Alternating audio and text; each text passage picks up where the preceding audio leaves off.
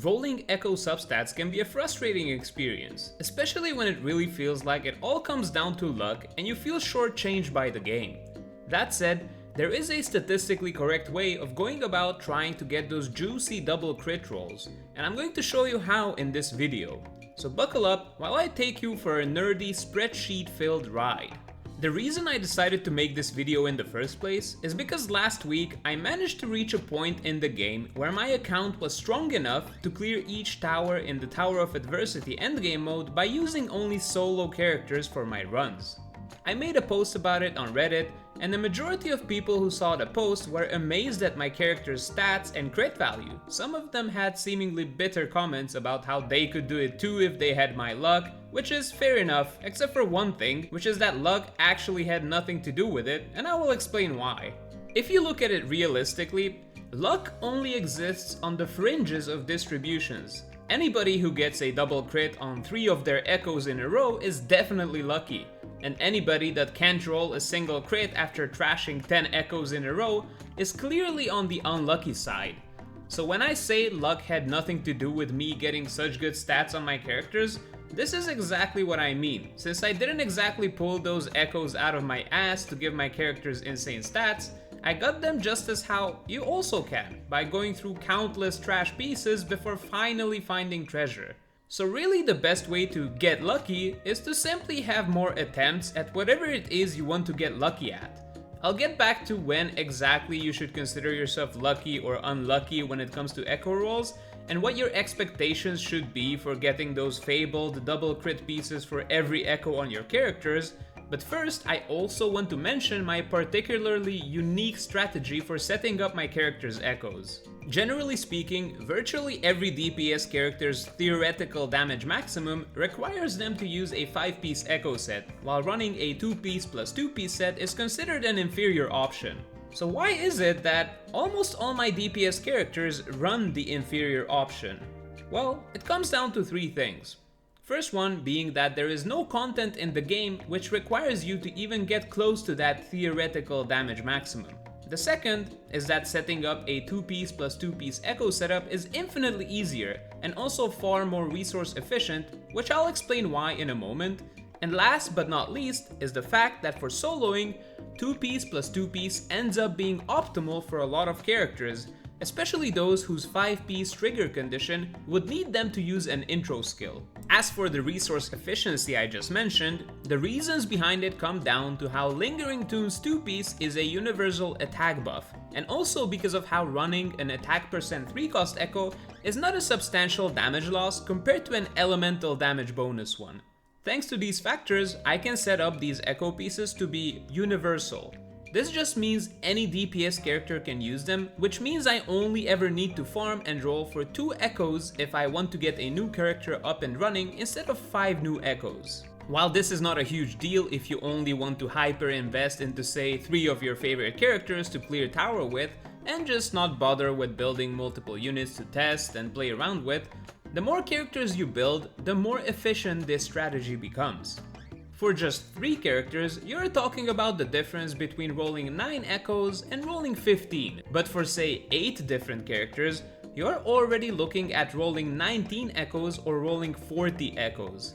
And the more characters you end up building, the more this difference keeps growing. But let's actually get into the meat and potatoes of today's video, which is about these calculations I made for finding the statistically best echo rolling strategy for getting double crit pieces. I do have the spreadsheet linked down below in the description, so if you want to take a look at it for yourself in more detail or check me on my maths and calculations, then feel free to do so. As for the calculations themselves, there are a few caveats and disclaimers we have to mention before coming to any conclusions about which strategy is the best.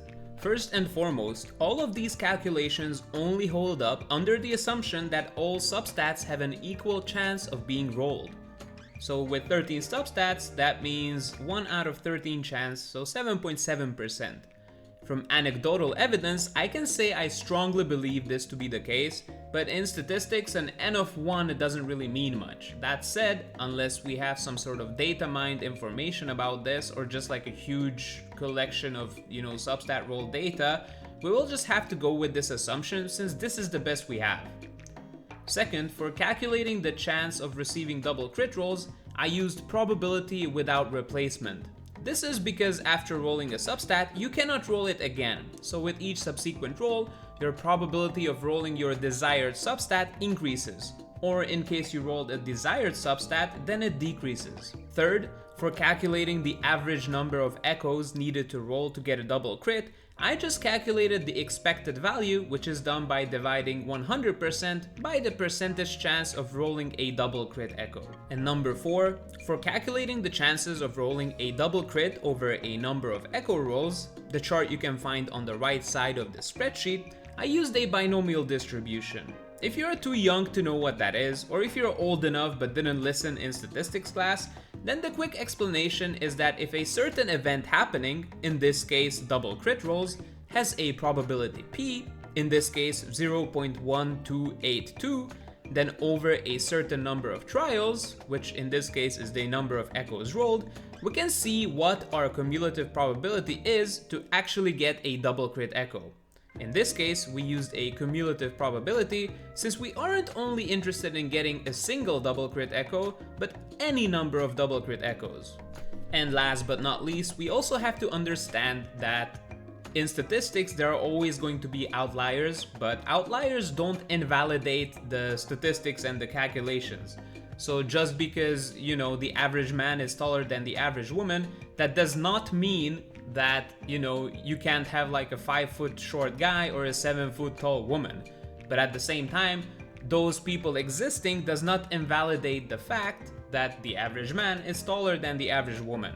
With all that out of the way, let's actually take a look at what different strategies people are using to roll their echoes. Each strategy technically just boils down to how many substats you check before trashing your echo and moving on to your next one. And in the spreadsheet, you will find calculations for each strategy, going from rolling a single substat and trashing if you don't like it, all the way to always rolling all 5 substats. The basic idea, which most people actually understand, is that the more substats you roll for each echo, the more echo XP you will need to use, while checking fewer substats is going to have you using up more tuners in comparison. Another important factor, however, which most people seem to just ignore, is that the more substats you roll for each echo, the less number of total echoes you will need to roll on to actually find a double crit piece. Essentially, if you value your sanity and don't want to spend hours upon hours farming and rolling for echoes, you will want this number to be as low as possible. As for the conclusion of which strategy is the best way to go about rolling echoes if we consider all of these factors, if all you want as a goal are double crit substats and you don't care about min-maxing all the way with attack percent and whatever else substats, then rolling to plus 20 is the clear winner.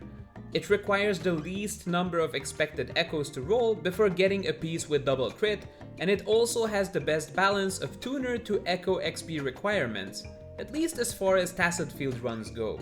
Now, if you already have double crit on all of your pieces and want to min-max for even more desirable substats beyond your double crits, then rolling to plus 15 is going to be the best move, simply because if you want 3 specific substats, so say crit rate, crit damage, and attack percent, and you don't have any of the 3 in your first 3 rolls, then rolling any further is stupid. Anyhow, that's it for today's video. Hope you found it useful and enlightening, and may the next echo you roll have double crit on it. Amen. I'm Dr. Misk. Until next time. Peace.